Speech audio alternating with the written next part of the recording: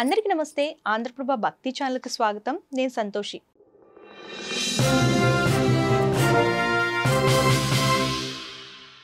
తెలంగాణ ఎన్నో చారిత్రక కట్టడాలకు, పురాతన ఆలయాలకు ప్రసిద్ధి.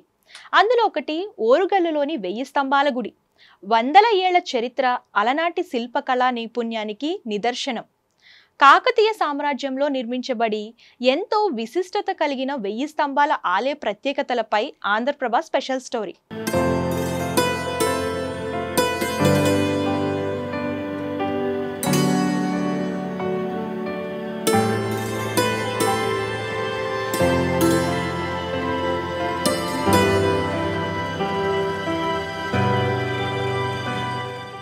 హనుమకొండలో ఉన్న 1000 స్తంభాల గుడి చారిత్రకంగా ఎంతో ప్రసిద్ధి చెందింది. ఇది ప్రధానంగా ఆ పరమశివుడికి అంకితం చేయబడింది. అందుకే ఈ ఆలయాన్ని శ్రీ రుద్రేశ్వర స్వామి ఆలయం అని కూడా పిలుస్తారు. ఇక్కడ శివుడు, విష్ణువుతో పాటు సూర్య భగవానులు పూజలు అందుకుంటూ ఉంటారు. 3 గర్భగుళ్ళు ఉన్న నేపథ్యంలోనే ఇది త్రికుటాలయంగా పేరుగాంచింది. ప్రధాన ఆలయం నక్షత్ర ఆకార పీఠంపై రుద్రేశ్వరుడు లింగ రూపంలో భక్తులకు దర్శనమిస్తాడు. ఈ ఆలయంలో రుద్రేశ్వరుడు, విష్ణువు, సూర్య భగవానులకు వరుసగా తూర్పు, దక్షిణ, పడమరలకు అభిముఖంగా 3 ఆలయాలు ఏకపీఠంపై దర్శనమిస్తాయి.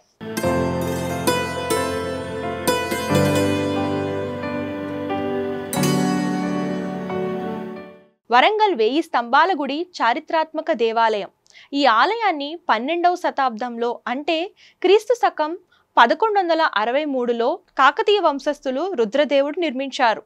వరంగల్ నుంచి 8 కిలోమీటర్ల దూరంలో ఉన్న హన్మకొండ పట్టణంలో ఉన్న ఈ ఆలయం కాకతీయుల శిల్పకళకు నిలువెత్తు నిదర్శనం. ఇక ఈ ఆలయాన్ని నిర్మించడానికి 72 సంవత్సరాలు పట్టింది. అంతేకాదు ఇప్పటికీ ఇది ఒక నిర్మాణ కళాకాండగా నిలుస్తోంది. 1000 స్తంభాల ఆలయం చరిత్ర తెలుసుకునే ప్రయత్నంలో భాగంగా ఈరోజు ఈ యొక్క ఆలయంలో ప్రధాన పూజారులైన గంగు ఉపేంద్ర శర్మ గారు మనతో ఉన్నారు. తనతో ఈ యొక్క ఆలయం చరిత్ర ఏమిటని తెలుసుకునే ప్రయత్నం చేద్దాం. అయ్యగారు నమస్తే అండి. అసలు ఈ యొక్క 1000 స్తంభాల దేవాలయ ఆలయ చరిత్ర చెప్పండి. చారిత్రక రుద్రేశ్వర స్వామి 1000 స్తంభాల దేవాలయము 1163లో కాకతీయ రుద్రదేవ మహారాజు కాలంలో నిర్మించినటువంటి దేవాలయమును కాకతీయులు త్రికుటాలయంగా నామకరణం చేశారు. ఆ సమయం లోపల ఇక్కడ శివుని పేరు రుద్రేశ్వర స్వామి, శివుడు, ఇటు విష్ణు ఆలయము, ఇది సూర్య ఆలయము. భారతదేశం లోపల ఏ శివాలయంకి అయినా కూడా ఆ శివాలయంకి ఎదురుగా నందీశ్వరుడు ఉంటాడు. కానీ ఇక్కడ మాత్రం రుద్రేశ్వర స్వామి అగ్రహం వచ్చినా అనుగ్రహం వచ్చుకున్నా తట్టుకునే శక్తి ఒక సూర్య భగవానికి ఉన్నది కాబట్టి ఆ సూర్య భగవాన్ ప్రతిష్ఠించారు. భారతదేశ చరిత్ర లోపల ఏ దేవాలయంలో శివాలయంకి ఎదురుగా ఎక్కడగా నందీశ్వరుడు ఉంటాడు, కానీ ఇక్కడ మాత్రం ప్రత్యేకంగా సూర్య భగవాన్ ప్రతిష్ఠించారు. ఇదొక చరిత్ర. అందులో విష్ణు సూర్య విగ్రహాలు, పంచలోహ విగ్రహాలు ఉండేది ఆ కాలం లోపల. అప్పుడు అల్లావుద్దీన్ ఖిల్జీ మాలికాఫత్ దండయాత్ర లోపల ఇక్కడ మన ప్రాంతంలో దండయాత్ర చేసి కాకతీయుల సంబంధించిన దేవాలయాలను, కళాకాండాలను కూడా ధ్వంసం చేయడం జరిగింది. రామప్ప, వరంగల్ కోట, గణపేశ్వరాలు, ఇలా చాలా దేవాలయాలు కూడా ధ్వంసం చేశారు. అదేవిధంగా తర్వాత 156 సంవత్సరాల క్రితము బ్రిటిష్ వారి కాలం లోపల కేంద్ర పురాశాఖ స్వాధీనం చేసుకొని దీని నిర్వహణ బాధ్యత నిర్వర్తిస్తున్నారు. గర్భాలయంలో ఉన్నటువంటి శివాలయం మాత్రం, రుద్రేశ్వరాలయం మాత్రం దేవాదాయ ధర్మాదాయ శాఖ ఆధ్వర్యం లోపల సెక్షన్ 43 కింద రిజిస్టర్ కాబడి ప్రతినిత్యం కూడా దాదాపు 70 సంవత్సరాల క్రితము దీన్ని స్వాధీనం చేసుకొని దేవాదాయ శాఖ పనుండి పూజా కార్యక్రమాలు నిర్వర్తిస్తూ వస్తున్నాము. ప్రతినిత్యం కూడా ఉదయం, సాయంకాలం, మాధ్యాహ్నిక పూజా కార్యక్రమాలు నిర్వర్తించడం జరుగుతుంది. ప్రత్యేకంగా శ్రావణ మాసం తొలి ఏకాదశి నుండి హిందువుల పండుగలు ప్రారంభమైన కాంచెను కూడా దేవాలయంలో ఉత్సవాలు నిర్వర్తిస్తుంటాము. ముఖ్యంగా శ్రావణ మాసం, అదేవిధంగా వినాయక చవితి ఉత్సవాలు, దేవీ శరన్నవరాత్రోత్సవాలు, కార్తీక మాసోత్సవాలు, దాని తర్వాత ఉగాది ఉత్సవం, శ్రీరామనవమి, ఇలాంటి కార్యక్రమాలు కూడా అనేకమైనటువంటి నవరాత్రోత్సవాలు నిర్వర్తించడం జరుగుతున్నది. ఇది ముఖ్యంగా కాకతీయ కాలంలో ఏర్పరిచినటువంటి నాట్య మంటపం. ఈ నాట్య మంటపంలో పైన గాయత్రీదేవి, చుట్టూ అష్టదిక్పాలకులు, అదేవిధంగా ఒక్కొక్క పిల్లర్స్, ఇది 5 పిల్లర్స్ కింద లెక్క. ఈ విధంగా చిన్న సపోర్ట్ పిల్లర్స్తో కలిపితే మనకు 1000 స్తంభాల దేవాలయం కనబడుతుంది. ఎదురుగా కళ్యాణ మండపం విష్ణుమూర్తి ఉన్నప్పుడు నిత్య కళ్యాణం పచ్చతోరణంగా ఉండేది. ప్రతి నిత్యం కూడా విష్ణుమూర్తి ఆలయంలో నిత్య కళ్యాణం జరగాల్సిన అవసరం ఉంటుంది. ప్రతి యాదగిరిగుట్ట కానీ ఇలాంటి పెద్ద క్షేత్రాలన్నింటిలో కూడా ఉత్సవాలు జరుగుతాయి ప్రతి నిత్యం కూడా. దానికి అనుగుణంగా విష్ణువాలయంకి ఎదురుగా కళ్యాణ మండపం కట్టుకున్నారు. అది కళ్యాణ మండపం. ఒక 500 స్తంభాల కింద, ఒక 500 స్తంభాల కింద మనము లెక్క వేసుకోవాల్సిన అవసరం ఉంటుంది. అదేవిధంగా కాకతీయులు రాజులు కాబట్టి అప్పుడు రథాలు, గుర్రాలు, నాట్యాలు అన్నీ కూడా ప్రత్యక్షంగా సమర్పించేవారు స్వామివార్లకు. కానీ ఇప్పుడు మేము అక్షంతలు వేసి సమర్పయామని చెప్తున్నాము. అప్పుడు కాకతీయులు ఆజానబాహులు మామూలుగా దేవుడిని మామూలుగా అందుకొని పూజ చేసుకునేవారు. ఇప్పుడు మేము పూజ అంటే స్టూల్ ఎక్కాలే పూజ చేయాల్సి ఉంటుంది. ఆ విధంగా ఏర్పాటు చేసి, అదేవిధంగా సూర్యకిరణాలు కూడా ఉదయం 6:30 గంటలకు సూర్యుడు ఉదయించిన సందర్భంలో ఆ సూర్యకిరణాలన్నీ కూడా ఇక్కడ శివుని మీద పడుతూ ఉంటాయి ఉదయం 6:30 గంటలకు. అదేవిధంగా నంది విష్ణువాలయం ఇక్కడ హరిహర భేదాలు అనేది లేకుండా నందీశ్వరుని ప్రతిష్ఠించారు మనకు. ఆ నందికి ఆమెడ లోపల వజ్రాలు వైడూర్యాలు ఉండేదని చెప్పేసి అవి మనకు అంటే ఒక 8 కిలోమీటర్ల దూరంలో ఉండేటువంటిది అనేది ఒక నానుడి. దానికి శిలాశాసనం ఆధారంగా చెప్తున్నాము. కానీ ముస్లిమ్స్ వాళ్ళు దండయాత్ర లోపల మెడ లోపల అని చెప్పేసి ఆ మెడ అనే బదులు మెడ లోపల అని చెప్పేసి అదంతా ధ్వంసం చేసిన తర్వాత కేంద్ర ప్రభుత్వ శాఖ వారు దాన్ని పునరుద్ధరణ చేసిన చెవులు కళ్ళు అన్ని పెట్టుకుంది. కళ్యాణ మఠం ఒక 500 స్తంభాలు, ఒక 500 స్తంభాలు. 1000 స్తంభాల దేవాలయంలో ఇది ఒక దేవాలయం. ప్రపంచ ప్రఖ్యాతిగాంచినటువంటి దేవాలయము. మనకు ఎంతో చారిత్రక ప్రదేశం ఇది. భారతదేశం లోపల శిల్పఖండాలతో విరాజిల్లుతున్నటువంటి దేవాలయం. అదేవిధంగా ఒక్కొక్క సోమనాథుడనే శిల్పి చెక్కినటువంటి దేవాలయం ఇది. ఇక్కడ వెంట్రుక పట్టేటువంటి రంధ్రాలు కూడా చెప్పుకుంటారు ఒక్కొక్క స్తంభం లోపల. అది ఒక ఉంగరాల డిజైను, అదేవిధంగా వడ్డానాల డిజైను, లోకల కమ్మల సంబంధించిన ఇప్పుడు ధరిస్తుంటే అప్పుడే ఉన్నారు. ముఖ్యంగా ఈ దేవాలయము మనకు ముఖ్యంగా ఇసుక మీద నీరు మీద నిర్మించినటువంటి దేవాలయము. అదేవిధంగా అనేకమైనటువంటి ఎన్ని భూకంపాలు వచ్చినా ఎన్నిటినా 1000 సంవత్సరాల నుంచి తట్టుకొని నిలబడుతున్న ఏకైక దేవాలయము. మనకు పురాతనమైన దేవాలయము. మన తెలంగాణకి ఒక గర్వకారమైనటువంటి దేవాలయము. వాళ్ళ ప్రపంచ పర్యాటకులు కూడా దేవాలయాన్ని సందర్శిస్తుంటారు. దేశ విదేశస్తుల నుంచి కూడా ఈ దేవాలయం సందర్శించడం, స్వామివారిని దర్శించుకోవడం, కొంగు బంగారంగా అందిస్తున్నటువంటి స్వామివారిని కూడా అందులో ఈరోజు శ్రావణ మాసం ప్రథమ సోమవారం మా దేవాదాయ ధర్మాదాయ కార్యనిర్వహణాధికారి గారు అనిల్ కుమార్ గారు కూడా భక్తులకు ఎలాంటి అసౌకర్యం కలగకుండా అన్ని ఏర్పాట్లు కూడా పూర్తి చేయడం జరిగింది. దానికి అనుగుణంగా కూడా ఇప్పుడు సామూహిక రుద్రాభిషేకాలు కూడా నిర్వర్తిస్తున్నామని చెప్పేసి తెలియజేస్తూ ఉన్నాం. గారు మరొకటి, ఈ యొక్క ఆలయము ప్రపంచ ప్రఖ్యాతి చెందిన ఆలయం కదా. ఈ ఆలయానికి ప్రపంచ దేశాల నలుమూల నుండి భక్తులు వస్తుంటారు. వారంటే వేరే విదేశాల వారు వచ్చిన భక్తులకు ఎలాంటి పూజలు అందిస్తారు మీరు? అంటే మతపరమైనటువంటి సమస్య ఏర్పడుతుంది. మనం ఏంటంటే మన హిందూ సాంప్రదాయ ప్రకారం దేవాలయాల్లో వారి గోత్రనామాదులతో పూజ చేయాలని చెప్పేసి మన సాంప్రదాయం. మన సాంప్రదాయకు అనుగుణంగా వాళ్ళు ఈ చెట్టు విప్పడం కానీ లుంగి కట్టుకోవడం కానీ సాధ్యం కాదు వారితో. ఎందుకంటే వచ్చి చూసుకొని వెళ్ళిపోయేటారు. కాకపోతే వాళ్ళకి దర్శనం కల్పిస్తాము, కాకపోతే ఇంత తీర్థప్రసాదం ఇస్తాం వారు అడిగితేనే. అంతేకాని వేరే ప్రత్యేకత అనేది ఏముండదు. కాకపోతే శిల్పకళ చూసి వాళ్ళు వెళ్ళిపోవడం జరుగుతుంది. దీనికి సంబంధించినటువంటి అది గైడ్ కూడా ఉంటాడు కాబట్టి అతను వివరించడం జరుగుతుంది. అంతవరకు పరిమితం. మన కూడా 120 దేశాల వాళ్ళ సుందరీమణులు కూడా రావడం జరిగింది. మన దగ్గర వాళ్ళకి హిందూ సాంప్రదాయ ప్రకారంగా చీరలు కట్టుకున్నటువంటి వాటిని మాత్రం లోపలికి అనుమతి చేసి వాళ్ళతో కూడా శివపంచాక్షరి మంత్రాన్ని కూడా జపింపజేసి వారితో అభిషేకం కూడా చేయించడం జరిగింది. ఆ విధంగా ప్రభుత్వం ఏర్పాటు చేయాలి. దానికి అనుగుణంగా మేము కూడా ఏర్పాటు చేస్తాం. ఆలయంలో అతి పురాతనమైన గుండం అంటే ఒక గుండం యొక్క చరిత్ర ఏమిటి గారు? మొదటిగా మనకు ముఖ్యంగా ఈశాన్య మూలలో ప్రతి ఇంట్లో కానీ దేవాలయంలో కానీ ఈశాన్య మూలలో బావి కానీ కోనేరు కానీ చెరువు కానీ ఉండడానికి అవకాశం ఉంటుంది. ఆ విధంగా కాకతీయులు ఏర్పాటు చేశారు. ఈశాన్య మూలలో ఇప్పుడు కోనేరు, ప్రాచీనమైనటువంటి కోనేరు అక్కడ ఉన్నది. దిగుడు బావి అంటారు దాన్ని.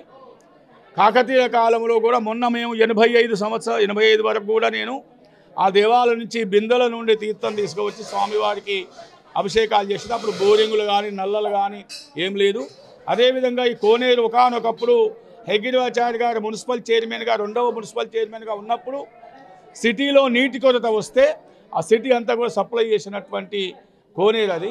అటు ప్రాచీనమైనటువంటి అక్కడ మీరు ఇతర వర్షాకాలంతో దాని సంబంధంలో ఎప్పుడూ ప్రత్యేకంగా నీరు ఉంటుంది. అందులో దాదాపు 4-5 తాడి చెట్ల లోతుగా ఉంటుంది. అది కూడా ఒక్కొక్క స్టెప్ వేసుకుంటూ కిందికి వచ్చేసరికి మాత్రం ఇంత మాత్రమే మనకు కనపడుతుంది. ప్రాచీనమైన అదేవిధంగా ఇటు పక్కన కాకతీయుల కాలం నాటి రహస్య మార్గం, సొరంగ మార్గం ఉండేది. కాకతీయులు వరంగల్ కోటలో ఫస్ట్ రాజధాని దీనికి హన్మకొండ పట్టణంలో సిద్ధేశ్వర దేవాలయం దగ్గర హన్మకొండ కాకతీయుల ఫస్ట్ రాజధాని. తర్వాత జనాభా పెరగడం వల్ల వరంగల్ కోటకు వెళ్ళడం జరిగింది. దాని తర్వాత అక్కడి నుంచి రాజులు సొరంగ మార్గం నుండి వచ్చేవారు. ఇక్కడ ఇప్పటికి మనకు 3 మెట్లు కనపడుతుంటాయి. ఆ రహస్య మార్గం నుండి వచ్చి స్వామివారిని పూజా కార్యక్రమాలు నిర్వర్తించుకొని వెళ్ళేవారు. ఎందుకంటే కాకతీయులు ఇది ముఖ్యంగా వారి కోసం నిర్మించినట్టు దేవాలయం ఇలా ప్రజల కోసం ఉపయోగపడుతుంది. ఇలా గొలుసుకట్టు చెరువులు కానీ అదే అప్పుడు కట్టే చెరువులే ఉన్నాయి కానీ ప్రస్తుతం కొత్తగా చెరువులు తవ్వింది ఎక్కడా లేదు మన తెలంగాణ ప్రాంతంలో ముఖ్యంగా. అందులో కాకతీయులు అటు గుంటూరు, కర్ణాటక, అదేవిధంగా తమిళనాడు బార్డర్ కూడా మన దేవాలయ ప్రతిష్ట ఉన్నది. ఇలా ఛత్తీస్గఢ్లో కూడా కాకతీయులకు సంబంధించిన వంశాలు కూడా మనకు కనపడుతుంటాయి. కాబట్టి అలాంటి కార్యక్రమాలు రాజులు మన కోసం, ప్రజల కోసం, భక్తుల కోసం, భక్తులందరూ కూడా శాంతియుతంగా ఉండాలి, రైతులు సుభిక్షంగా ఉండాలని చెప్పేసి వాళ్ళు చెరువులు కట్టడం, అటువంటి అలనాటి మహానుభావులు చేసినటువంటి కార్యక్రమాల వల్ల ఇవాళ మన జీవనోపాధికి కూడా భంగం కలగకుండా అన్ని కార్యక్రమాలు కాకతీయులు ఏర్పాటు చేసేలని చెప్పన్నాడు.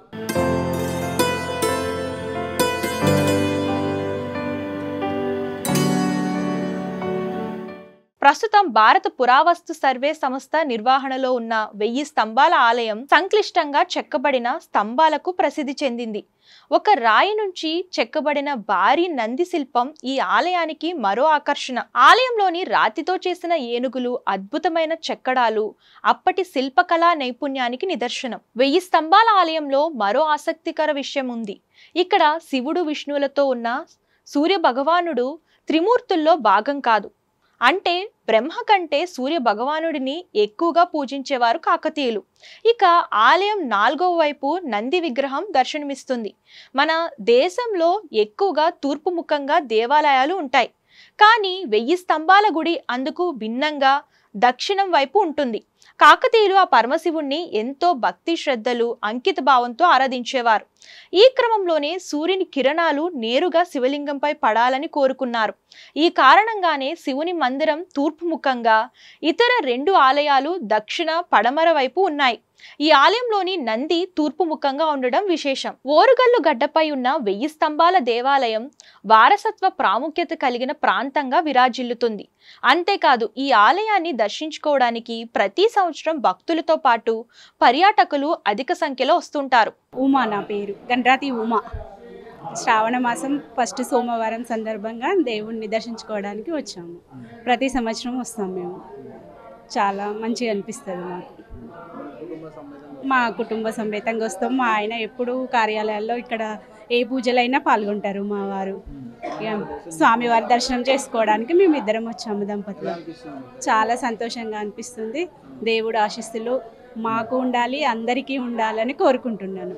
నమస్కారం అండి, నా పేరు పద్మ, మా సార్ పేరు అశోక్, పోలీస్ డిపార్ట్మెంట్. మేము ఎప్పుడైనా శ్రావణ మాసం, కార్తీక మాసం ఇట్లా ఎక్కువ గుళ్ళకు వస్తాం. ఇక్కడ స్పెషల్ అంటే 1000 టెంపుల్ అనేసరికి అందరికీ చాలా శివుడు అంటే చాలా ఇష్టం. మా ఊరు దామెర, కరట్లపల్లె నరసమ్మ. ఇక్కడ చాలా బాగుంటుంది. ఎప్పుడైనా ప్రతి శ్రావణంలో సోమవారం రోజు ఎప్పుడైనా వస్తా. ఇక్కడ మంచిగా అనిపిస్తుంది. చాలా పబ్లిక్ సుతా బాగా వస్తున్నారు, మంచిగా అనిపిస్తుంది. ఇప్పుడు బాగా పబ్లిక్ ఉంది కాబట్టి మస్తు మంచిగా అనిపిస్తుంది. శ్రావణ శుక్రవారం, శ్రావణ సోమవారం ఈ నెల రోజులు తప్పకుండా వస్తాం. ఎవరైనా వస్తారు, మంచిగా దర్శనం చేసుకుంటారు. దేవుడు అనుకున్న మంచిగా ఇస్తాడు. మేము 1000 స్తంభాల గుడి విజిట్ చేయడానికి వచ్చినాం. ఇది సెకండ్ టైం విజిట్ చేయడానికి వచ్చినాం. మేము డిగ్రీ ఫస్ట్ ఇయర్ చదువుతున్నాం. సో టైమింగ్స్ ఉన్నాయి కదా, ఖాళీగా ఉంది కదా, ఇక్కడ ఫేమస్ ఇప్పుడు ఈ రోజు ఇవాళ ఫేమస్ అనేసి తెలుసుకొని వచ్చేసినాం. నా పేరు వర్షిని, నేను ఇక్కడ సెకండ్ టైం విజిట్ అయినా. ఇక్కడ వస్తే కొంచెం పీస్ఫుల్ ఉంటుంది. ఇక్కడ మండే కాబట్టి బాగుంది. నేను కెరియర్లో సెట్ కావాలి. ఎలా అనిపించింది దర్శించుకున్న తర్వాత? చాలా మంచిగా అనిపించింది. Just tell you. All right, so I'm from the US. This is awesome. We don't have anything like this. It's really great to experience different cultures, see how, you know, people live around the world. You know, I've been trying to embrace every moment of it, learn everything, learn, you know, why, you know, each culture does what they do. And, you know, I feel honored to be able to, you know, photograph this beautiful architecture, the structures, the carvings. It's incredible. Ramappa temple visit. We were going to go up that way. I think we're kind of headed that direction. We have just visited Bhadrakali temple. Bhadrakali temple visited. Yes. Yes, Oh, yes, we did. How is feel temple? How do you Oh, feel about Bhadrakali temple? that was great. So, you know, seeing, you know, when he was explaining each of the gods, their place in the culture, and it was, you know, Ideals was- are so what's- way of going to ideal. yeah, it was just very different experience. And I think, you know, I feel like almost a lot of people should have experienced other cultures at least and see what you know everyone's all about, because we're all, at the end of the day, like, we're all people. You know, we have different beliefs, different you know, culture, but like, I think it just brings us all together if we do experience each one of each other's lives, and yeah, I don't know, just live in the moment. Thank you. Thank you. నుంచి వచ్చినాము. శ్రావణ మాసం first సోమవారం నాడు ఇక్కడ అన్న ప్రసన్న ఉంటుంది, అందుకోసమే వద్దామని వచ్చినాము.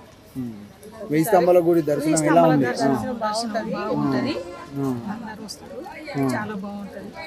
జ్యోతి వెయ్యి స్తంభాల గుడి ప్రతి సంవత్సరము ఫస్ట్ సోమవారము ఇలాగనే వస్తూ ఉంటాం. బాగా జరుగుతాయి ఇక్కడ పూజలు, ఈ అన్న పూజ ఉంటుంది, అన్ని బాగా జరుగుతాయి. ప్రతి సంవత్సరం ఇట్లానే వస్తాం. కార్తీక మాసంలో ఇప్పుడు వస్తాం, మన అన్న కూడా ఇక్కడ. శ్రావణ మాసంలో ఏమేమి చేస్తారు మీరు మామూలుగా? మహిళలకు ప్రీతి నెల కదా, పసుపు బొట్లు ఇచ్చుకున్నాడు, వరలక్ష్మి శుక్రవారం, అన్ని గుళ్ళలకు ఇలానే పోతా ఉంటాం.